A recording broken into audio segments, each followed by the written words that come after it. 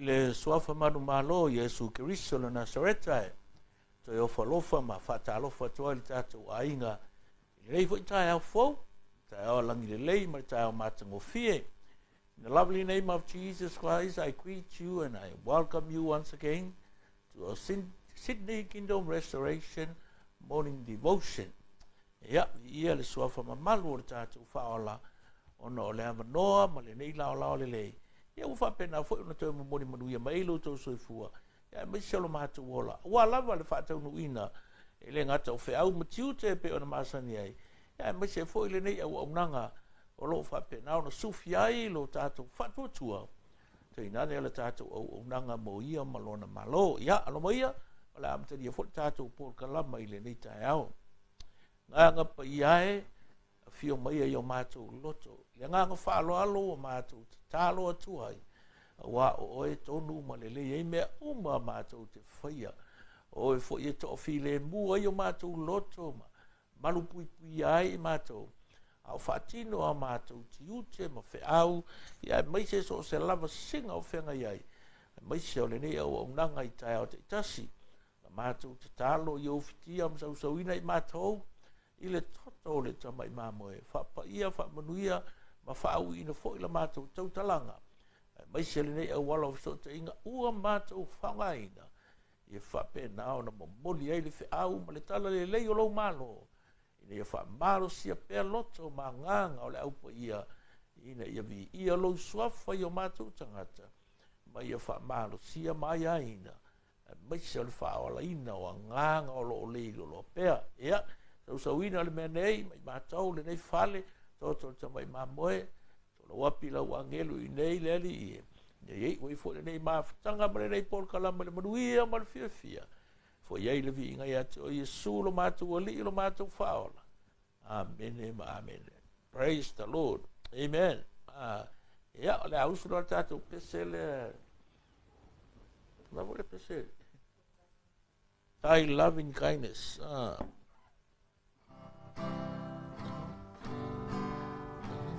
I love him.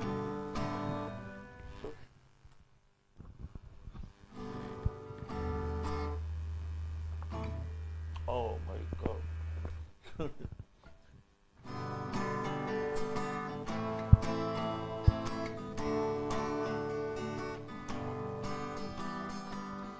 Thy loving kindness is better than love. Thy loving guidance is better than love. My lips shall praise thee, thus will I bless thee. Thy loving guidance is better than love. Thy loving guidance, thy loving guidance is better than love. Thy loving guidance is better than love. Thy lips shall praise thee, thus will I bless thee. Thy loving guidance is better than love. I lift my hands up unto thy name. I lift my hands up unto thy name. Thy lips shall praise thee, thus will I bless thee. Thy loving guidance is better than love. Therefore the redeemed of the Lord shall return and come and singing unto Zion, and everlasting joy shall be upon their head. Therefore the redeemed shall the Lord shall return and come and singing unto Zion, and everlasting joy shall be upon their head. They shall obtain change. Gladness and joy, and sorrow and mourning shall flee away. Therefore the redeemed of the Lord shall return and come and singing unto Zion, and everlasting joy shall be upon their head. And everlasting joy shall be upon their head. Amen. Yeah. Yeah, Larry. Thy loving kindness is better than life. O loa lofa I lea li. Ma lea lofa lea tua ia te oe mao. E siri akua I mea malava. I le ngei o langa ma ona fianga ma ana ma ona tuina naunga ma me e whaoso so ina I tātou. E le se me siri atu na I lo lea lofa lea tua. Amen? Yeah, praise the Lord.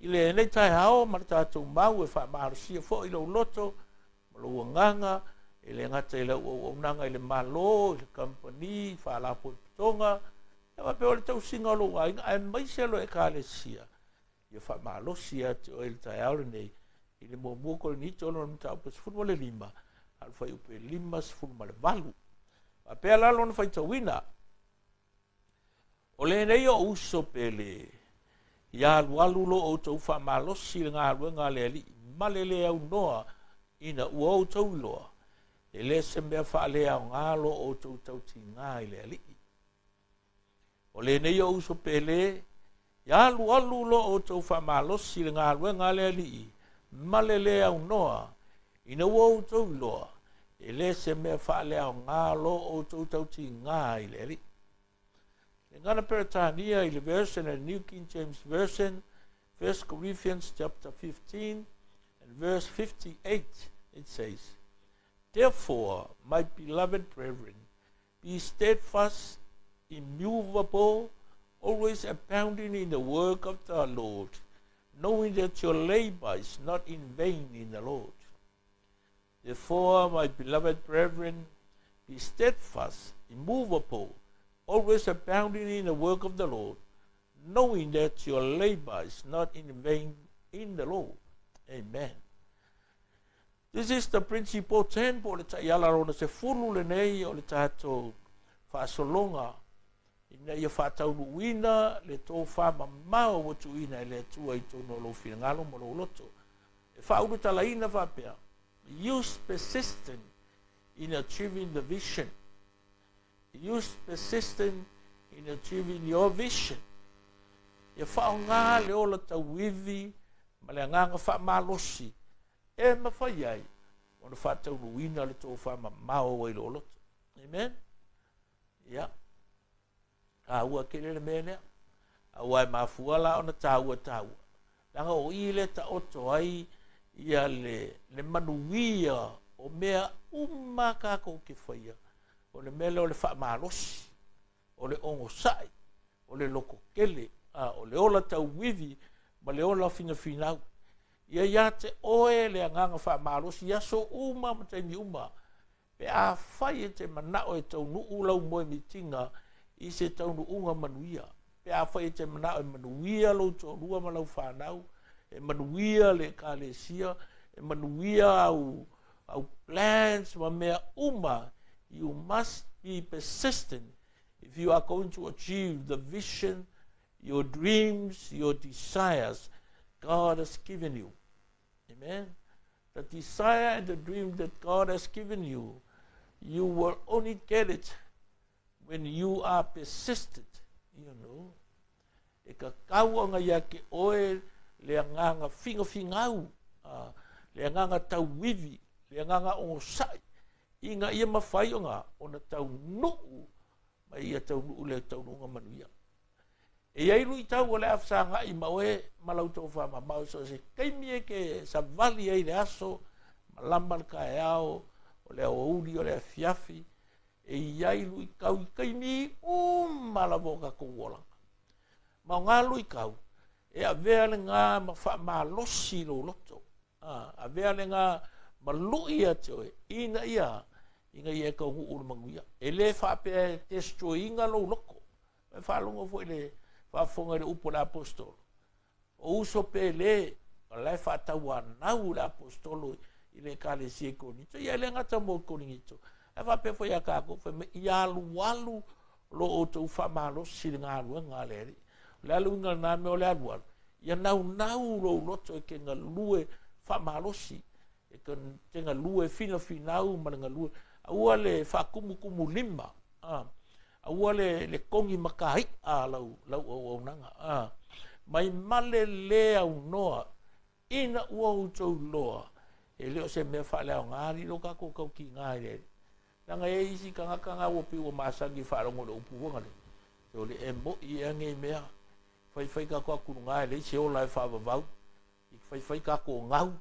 e ke le ngau le tua e va pega kako siringia le tua o le oso me alela o le saule kimu o le saule savili o le ke va ia ku ila au o le ola le mo wer ka ngaka mala au mamangu mai o le sami mamang fere le mame umala o lo dunga fonga le o le ola mai le tua awala kako ke seu masalo i le tau unga o le au nanga pe ona folo mai e i le manuia i le ola e whavavau o le ola e le se loi maka ki koe wa ai le se oi le se ki ngā e le se puapua ngā ki koe wa ai le ola ngā le fola Yesu lo na uso e mai anga whapea le se mea o ke ko ke ngofu muangu ke alu e ka penga le ala ua lewanga sau ngia e le atua ia le nofo anga siri e tau nuu ia i outou pe a fai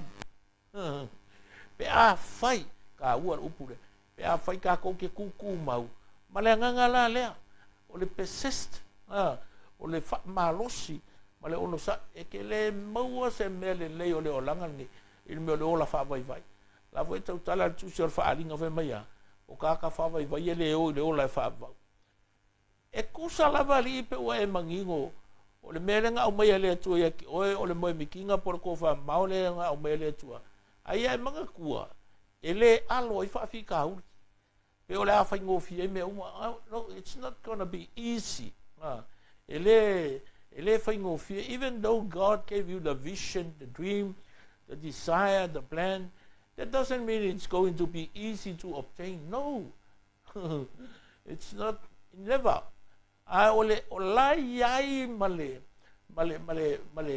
awala e saunia ele tua e fa sauina ma mo e tatu ia e uma le aso ni o lau ka ngaka ye ko ngol kuspa ye le kai ka ngaka nga ui mai le awala le fa pea ka ko nga mai se awala fa ngofi le ai e le fiki fa pele lima o nga mo ale o manguia a o tau no unga la lato wola o maka o kia le maua lunga o le menga o yai e is ka ngaka nga o male pele pe o lato tino wo fa pena o na ngoto ilalo ya le ola ai umangi you know, trouble isn't going to say about you. I guess I just leave that person alone. Never. Ele fai on fai mer fa fica o dia que eu before o e vai a fica o le ai la curas kamala ai. Always sai kama kense que oi ia fa fica o e foi kangaka. Ele ngako fa fica o me ke ai o le makangi o le la o le kimunga o le savili o le vai ai fa penga foi i kangaka e o mai ka fai attack lo fa kua e fai mai kala le anga e ngisi foi kaimi e le o fafu a ko kongu o lo ko i fale le anga e le upu vole sa mo o siota lima ko pa ia sio kamaka o ko kongu o le kalesia o ko kongu o lo ainga o ko kongu o lo community polo si sio manga e ke ko ia fa inga ya but be persist ia e o sai mai e o lo ko kele a wai sau nia ele tua le awala e fa sau inga mai ka ko ia sau ia kasi ko finga nga fa so anga le sau yopu ele ai ia se kalango ia yopu a ole kulanga finga ka pe nga mo ni mau tu spa ia o ele tangata sa siri nga laka ia u kafo o yopu sa fa pe mo o me se to manga ile file mu ko ngolonga loko ma kwa fa ia le upo lo finge fai ia ile tua la sanga ka ofi maua i lau amia kongu wa vai aku a ko a ango le mai wa ai o e lango vaku le kai ao male wa makua ngofo e sea ye ya kalanga ayo ka ko kadia e nga o le hempeka ka ko kadia e nga le moenga vai la ka ko kadia e nga le ngofo le o chao ai ma se fe lua i le ka vale fou ma le valele ma me e fa fe lo sa vali lu ngola wa le ngio se vai ai fa fe lo fi ai fa fe le ngao la wallets o la purse or your bank account ile fa pe fa ya ku e manga yanga me le ye ngi me le pa to le me ye kai me o mai fa fi ka u le o langa e ke ma e ke ki nga lo ma fo ki nga lo pa te a e mau lo ko ile ele ai ya se me e fa le ku au e tu matanga wina lo mo mitinga ma le to fa ma e ke fa fe sa nga I fa fi ka u li ke mi uma you know a ole me ka ua ia e whape I whoro ura te whaafaka I rea ni. E ulawa e whainga tā, ai ole alawa e anga I luma le sāwaringa. E le loko whapenga, e ke kaukala e le menga, speak positive and speak in faith. Kaukala I le whātua, kaukala I le whea, I le lototo. Excuse me, male whamaoni. O stasi upu e whamatala ina, I le nātua o le atua, o le upu le o le whamaoni. God is a faithful God. Whamahongi te lele loyal God. The integrity, honest God. Whamahongi le tua. O le mewa umana ia whorwholaina e whai ati oe. E le mwhainga le whakaunguinga. O le mewa umana polo misi. Wa umana whai mai le tua nā te le tu ua oe pei oe ua mātu oti. Le salamo se la umana korunga e pese e whai salamo whai mai o ngai fa manua tu ia ya Yehova fa manua tu lo na suafa pa ia ai se a ua nge ngalo se me kasi nga me alo fa ia lau mai lo le lisi ngai ko o le fa ma ngalo wa mi o le nga uma fa malo lo yo mai uma o kiki a e o ko ngol ku nga mau ave mai ko fa ku mai o mai le ngutu o le tu nga mau fa paleina o le alofa ma le alofa muti wa o le malia ilo mana o me le le e fa fo wina lo malosi lo tau le e pe yo le ai o vai me fa mangu yanga a me a lo fa me ele ma fa inga vale ku ni ma le fa so ale tu ya te o ma tato pe a fai e ke ku mau mai o sa ile paris fululon fa upo lo su mai to mai le tala ale tu sere pe ina tato ta o fi ma wi ile fa mo o tato tau tino atu ma le leve foi ai a wife maoni o ia ua follow mai. Let us hold fast the confession of our hope without wavering, for he who promised is faithful. Our God is a faithful God. Lo tato o tua o le tua e whamaoni, a loving God, a caring God. E atangia mai le whatusa o le ri o tato o langa a o iai le anganga whamalosi. Pe a iai le anganga whamalosi. Ma le ola finau mo le whatauluina o le tō whamama. O I ngā kako ke loa I o le kangaka le aso le. O le sa o le whakusa o le inga whau I kako. Ai a mo kako le ola whawaiwai. Ele whapea ngā le whakusa o le eri. Ele whawaiwai le eri. Ele sai le eri, ele whai kio, ele ko mumu le eri. Never complain. Never put blame upon others. Le ai. Ele whapea ngā le tua. Afa pela e ke karikongu, ma o karikongu. We are created in the image of God. Lono inga le ka kaunga yeise me ka osea. Ose whawaiwai.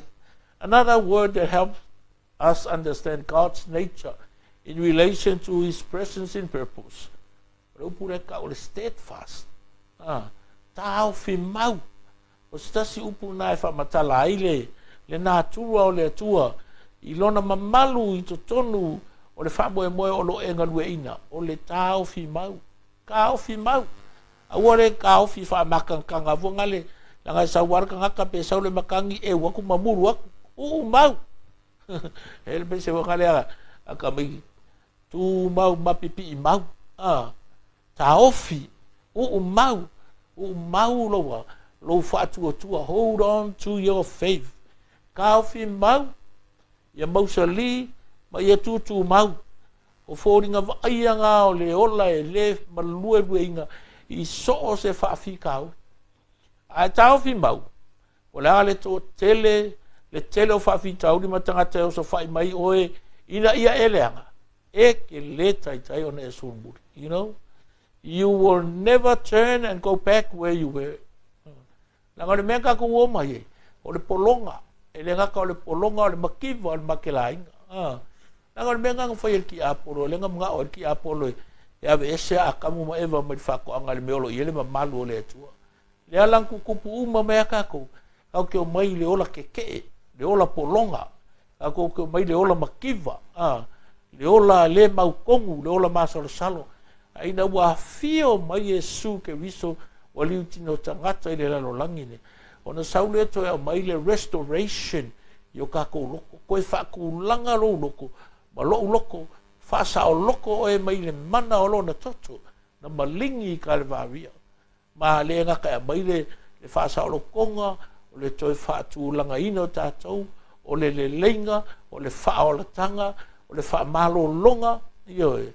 Mai o le tamao ainga i lona file mu i lona oli i lona alofa ma mea uma e vai me le kaua o mea e le ngakala i le wha maoni o le tau fi mau ai o le loto tele ia e o ina fo i le loto tele wha malosi e mawhai ai ona e ono sa i wata unuina o lauto wha mamau.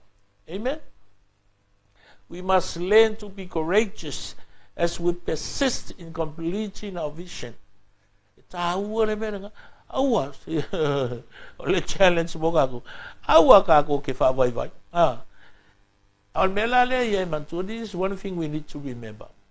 It is impossible to have courage without fear. O vai le upo tatu wali ina na faia Joshua ia e loto tele ma fa malosi ia e loto tele fa malosi Joshua mo fa upo e ono mar fa upo i vanga ka ua i upunga ai sea a ua o sila fia leri o lo yele fefe ma le aku vale ma le popole ko ngo loko i osua inga woki mose o na fio mai leo le tua ma sau noa ia Yesua ia e loto tele ma fa marosi. Be strong and courageous. Ma penga foi kako ia kai me e pole alo ko anga i le loku pole alo ko anga ke anga pongi ma kalu. But there are times in our journey and our life e ia le kiminga pe ke fefe mai popole i lo loko pate e fio mai le tuanga ke le ufawinga le mea ngai kongo lo loko langa ia le positive side o le mea nga e mawhai ai o ngai a o nga e kaparo i le tua ai le vape o mai lo popole mo lo fefe ia nga e sola lola ia ma e kia ia le ngā ruenga ma e musu e ke kaukua i le tua o e whai mai langa ia langa kau fa fefe ke le kamalo ale langa e fainga ka ke le lainga le ai alu pea e au mai le tu e o le loto tele. You know, fear however can have a positive effect if it gives birth to courage. E whanga mai ngā le loko kele ma le mauti noa i lo loto pea o mai kai me kau fa pole ai o mai kai me e ke kau fa fefe so I want like ke back down I want to for yaki. I want to for ya in my vibe. I think I have to quit. Salamo rua fiku vai po sumar fa. Fe mai. Ina fa tali atu ia Yehova. Ina loto tele ia. E fa malo sia foi e ia lo loto. Ina fa tali atu ia Yehova. You know, ole upo e fai el kanka loko kele. I'm afraid but I'm still moving. Kalanga ka kaloko ke. E uia o le ia le kau fa pole lo loko. O le aia nga i lumar mea. O le alu akako.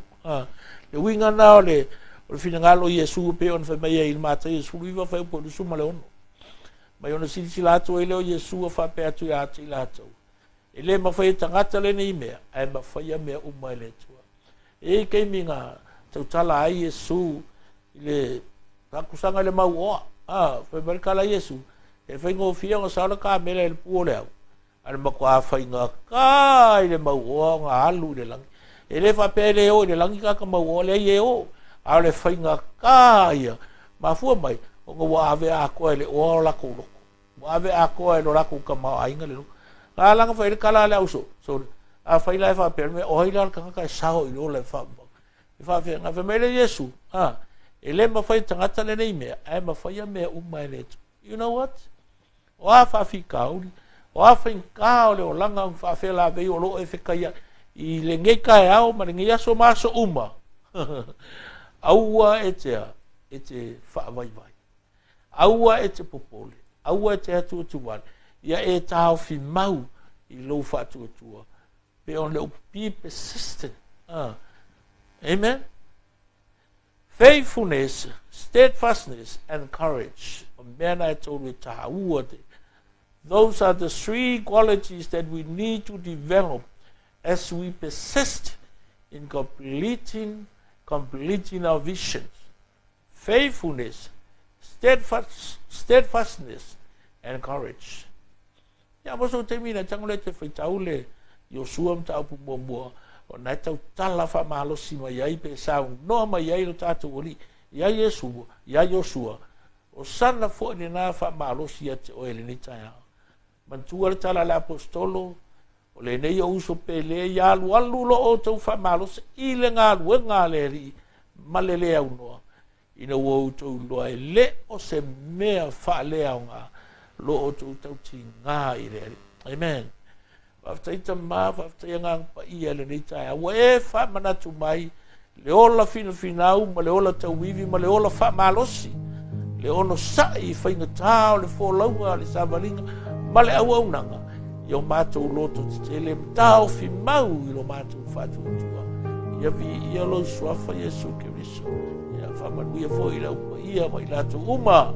Wai una mātou mafuta, le nei taia au manisi, whaafonga ma mai moina, ia nei foi talanga ia nga le leila wo fio mai whamanuia ia i lato whamanuia foi si o mātou no fe au matiu te mga luenga lo whenga iai ka be foi ia o ngā nei whanau au na tutofi o le tala le lei ka be foi au o na missionary tawhai fio le rolang ia mana yuso o sau aina ono le mau e winga ia toe ia whamanuia mai foi le nei ele and we continue to pray for this land, pray for your blessing of God, your deliverance and the freedom and the outpouring of your anointing upon this land of Australia. Bless our community, bless our government leaders, our church leaders, and all the people who live upon this land, in this land. Ia whamanuia mai le atua no a fio I lungo le nei ele. Ia ele ngata mo nei atunu, e fo I le lalo langi atua. Ai mai se si o mātou atu. Ele Samoa ia lo mātou tano le nei taia foi lava le vi inga ia te oe lo mātou o li Yesu amene praise the Lord ia lava le atua le foi taiao ia foi le atua ia te oe ma lo loto ia lava singa matiu te o whenga iai ia whapenao na pui ma ia o manu me uma le manuia ma le fiafia foi le vi inga ia te ia no na suafa mene